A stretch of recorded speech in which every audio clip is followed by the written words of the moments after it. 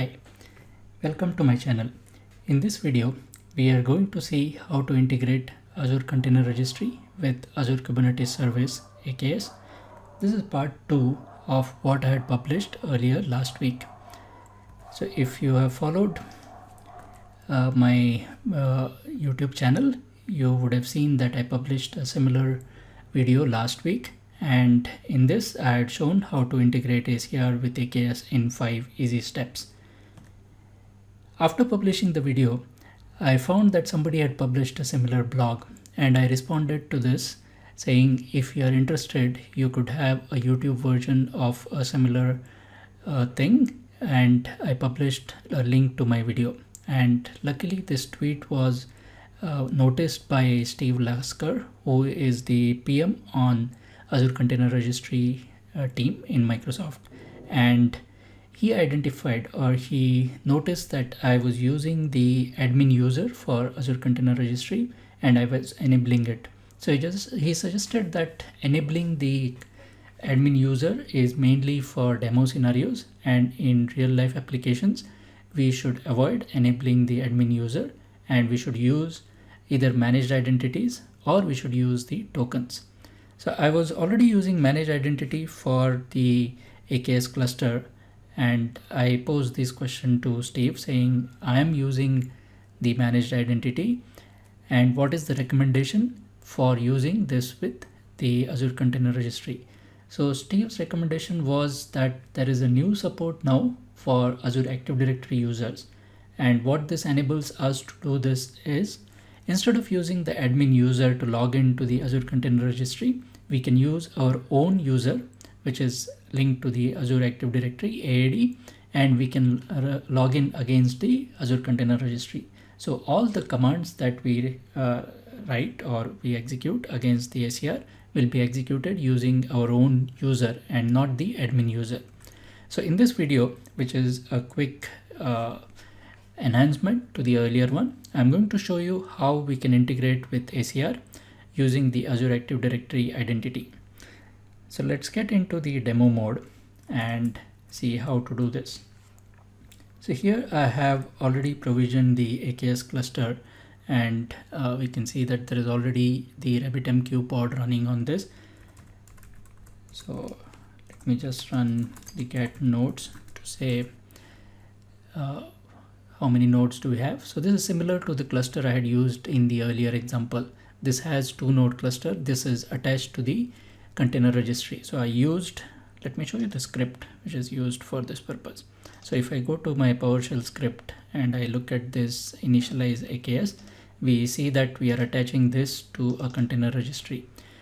The change that I did is for the initializing of the container registry script, and in the earlier script I was enabling the admin user. Now I explicitly set it to false, but if I don't set it to false as well, by default it's disabled. So if I remove this line, it would still work as expected, and the admin user would be disabled by default. Now in my case, I had the container registry already created. So in that case, we can run the azacr command and we can update this container registry and say what is the name of the container registry, and we can set the flag for admin enable to false. Now if we run this command, it should disable the admin user, and once the admin user is disabled, we can verify that by running the azacr show command. So let this command get executed and let the admin user be disabled for our container registry.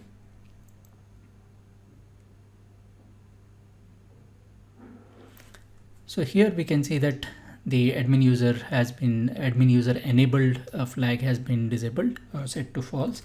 We can also verify this by using azacr show command, and this again takes the name of the container registry, which is ngacr registry in our case, and we can fire a query to give us the value for admin user enabled property. And we can see here that this should return us a false value. So this means that the admin user has been disabled now. And if we want to push images to this particular registry, then we have to make that change which was recommended by Steve. So I will use the AZACR login command,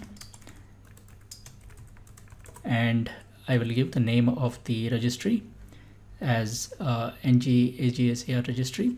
So in the previous example, if you remember, I was using a shell script or PowerShell script to log in into this registry, and I was using the admin user. So this step eliminates that. I no longer have to enable the admin user, and I can use my own Azure AD identity to log in into the container registry. So when I do this, if I have not already logged in, it will ask me to provide the username and the password. I have already logged into this container registry some time back, so let's see what happens in this case. If the token is still valid, it might not ask me for the username and password again. So you can see that it has already authenticated me based on my previous login, and it did not ask me for the username and password. When I look at the commands of the AZACR, and if I do the help on this, I find that there is no logout functionality. So once you log in, there is a token which is generated for the user, and it gets registered into the Docker config file on my system. So we have the login command, but we don't have a logout command here. Okay. Now let's move on to the portal, and we go ahead and delete those existing images just to make sure that we are using our AID user to push container instances or container images to this particular repository. So when I go into the NGACR registries repositories, I had pushed earlier the TechTalks consumer and producer versions of the images. So let me go ahead and delete this. This is just to ensure that my AID login is able to push the container images to this particular registry. So now let me go back and use the Docker Compose to build my images, the two images that I'm using, and then push them to this container registry. So this step is similar to what I had done in the earlier example as well, or the previous video. So this goes through all the steps of building that Docker image. I had again built this some time back. So since there are no changes to the code, the build process is quite fast. I have the two images built, the consumer, TechTalks consumer, and the TechTalks producer. Now let's go and push this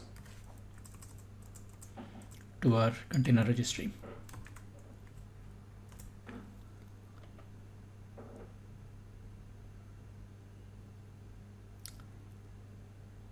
So looks like the push is working fine, and that means we are able to push to the container registry using my Azure AD credentials and not using the admin login. So once this push is successful, let's go back into the container registry and verify that we have those two images published in the container registry.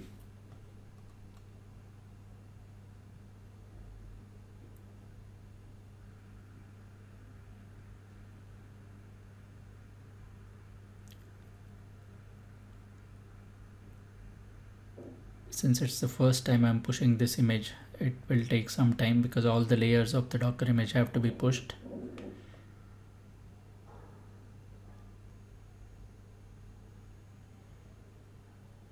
Okay, so there we have it. The producer has been pushed, and similarly the consumer would be pushed, and that should be a little bit faster because there are some base layers which are shared between those two images. So let's go and refresh these repositories, and we can see that now the latest version of TechTalks consumer and the producer are available in the container registry. Then the process is similar. I can go back and I can deploy this using my deploy script. So deploy tech talks is the script which I use for deploying all the services and the deployment objects for Kubernetes. And now it has gone ahead and deployed these objects. So we can do kubectl get pods, and if we do a watch on that, we should see the pods getting created.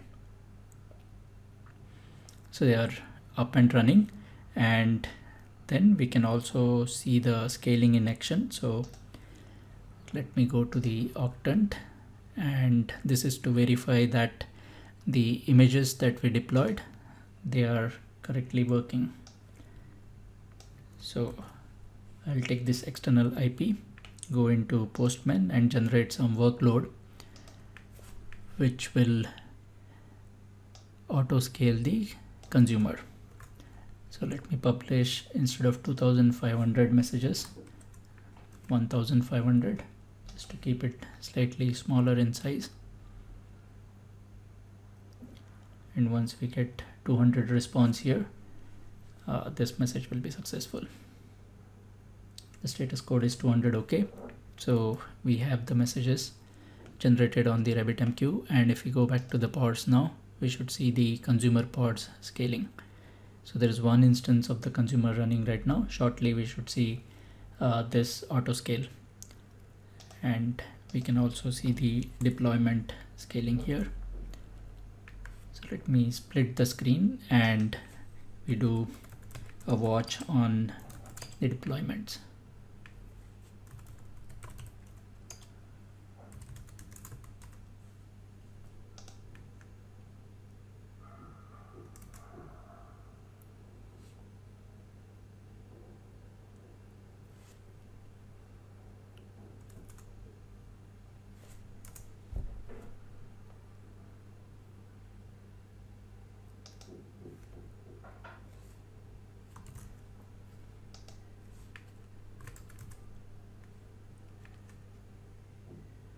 So currently we have 2 instances of the producer and 1 instance of the consumer running.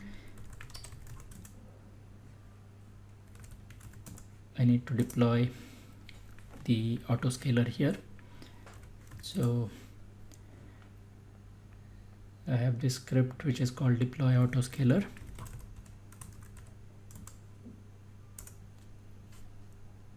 Once we deploy this autoscaler, it will start scaling the consumer.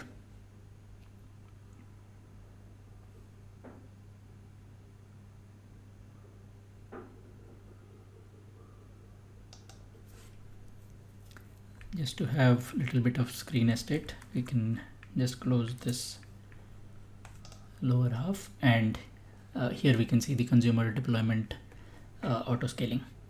So with that, we have demonstrated that we can use the identity associated with our Azure AD to log into the container registry and to push images. So if we go back to the earlier video, this is what we were doing. We were authenticating AKS with the ACR using managed identity. This process still remains the same because we are saying attach ACR at the time of creating the AKS cluster. It would create the managed identity for AKS and assign the ACR pull role for that particular identity. What changes during this, or what changed during this demo, is the part where we are pushing the images to container registry. So earlier we were using a PowerShell script which was connecting to our container registry or logging into the container registry using Docker login, and it was using the admin username and the admin password. Whereas in this example, what we did was to use our own Azure AD identity and log into the ACR container registry. Once the login was successful, we were able to push these images which were built locally using the Docker push command.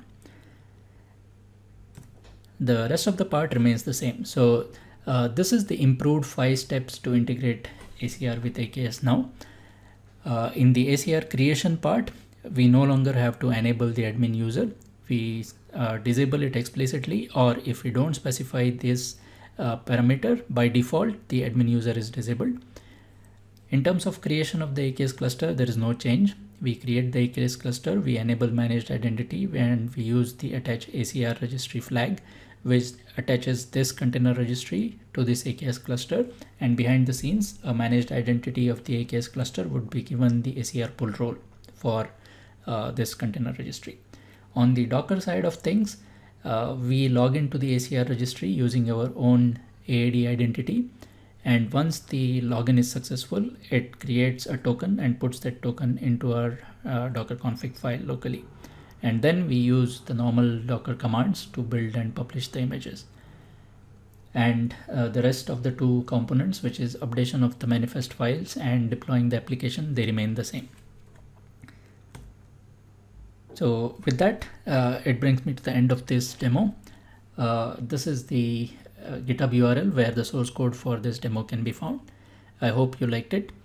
These are different ways in which you can connect with me on social media. Thank you for watching this video. Until next time, code with passion and strive for excellence. I hope you liked the video, and please share it with your friends if you find it useful, and subscribe to the channel. Thank you once again.